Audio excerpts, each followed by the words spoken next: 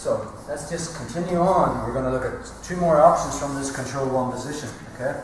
So again, the elbows beside the head, right hand straight behind the hip, putting a lot of pressure on it. Okay. I want my butt in the air, driving force. Okay. Like we covered in week 1 and week 2. So from this position, we've looked at the north-south choke. We've also looked at the darce.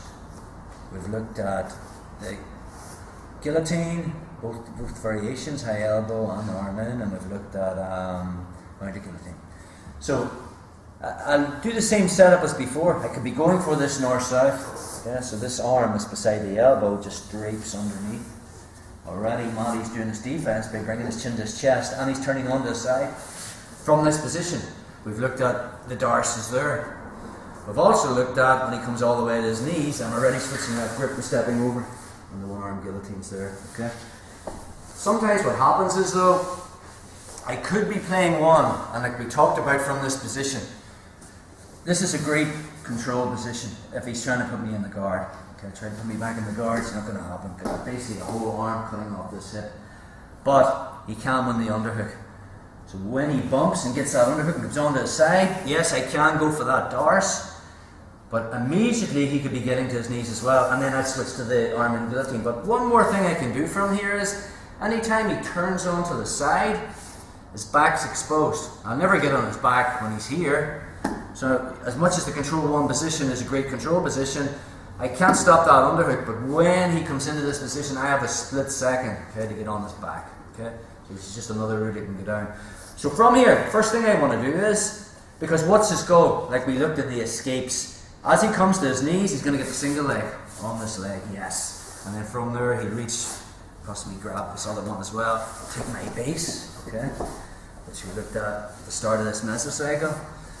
So the second he wins that underhook on me, I know he's looking for this leg, so I want to take it away from him. I'm just going to back step out of the way. But I also want to get on his back, and I need the underhook. So the first thing I'm going to do is, when he wins that underhook, I'm going to place my left elbow here. And that's the detail.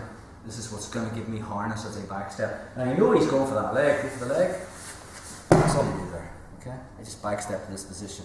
I've just done that solo drill that we were doing in the warm-up, which was basically lifting my hips, just doing that.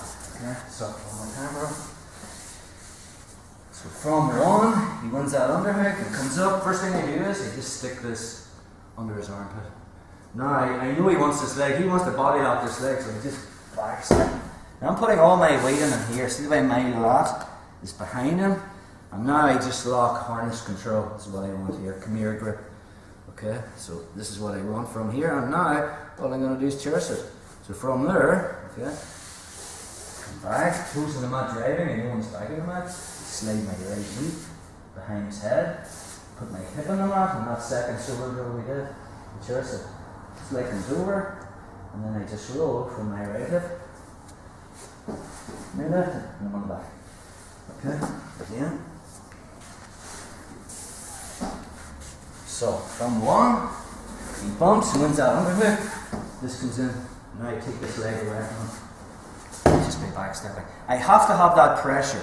The second I come under, put your back on the mat, it's very difficult, because I'm driving with my pressure in. And if I can get this Chimera control, possibly just come around this side, guys. That's what I want. Harness is good, seatbelt control is fine, okay. Try to put your back on the mat. And even from here, I'll come all the way out and be sprawling on. But I think this is better. More snugger, gives me more options to attack the arm as well. Now from there, you slide this knee behind the back of his head. Okay, make a pillow. Now it's very hard, see when I'm sitting on my foot to get this leg over, put your knees really high. So I actually sit on my hip. So now when I sit on my hip, even with tucked knees and I'm not that flexible, I can stop this all the way through. When I get it tight to the hip, I just roll from my right hip to my left hip. And now I'm ready to work the system. Get my feet in, start to finish with my choke. One more option from there. And here, bridges. Wash here. sometimes I might possibly get harness control, try to church him, and he's really tough knees.